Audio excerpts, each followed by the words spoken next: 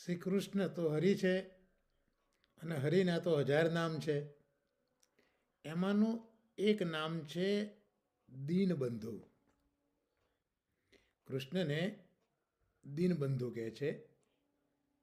શ્રી હરિરાય ચરણોએ પણ શિક્ષાપત્રમાં એ શબ્દ મૂક્યો છે કૃષ્ણ માટે.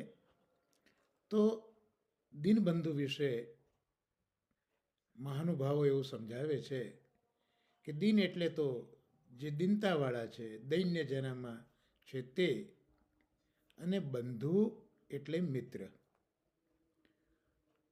સમાજમાં, લોકમાં પણ મિત્રો તો હોય છે, જે દીન લોકો હોય એના, પણ એ બધા મિત્રો લૌકિક પ્રકારના હોય છે, કંઈકનો કંઈક સ્વાર્થ હોય છે. જ્યારે કૃષ્ણ છે એ દીનબંધુ એટલે જે આત્મા છે એ આત્માના બંધુ છે.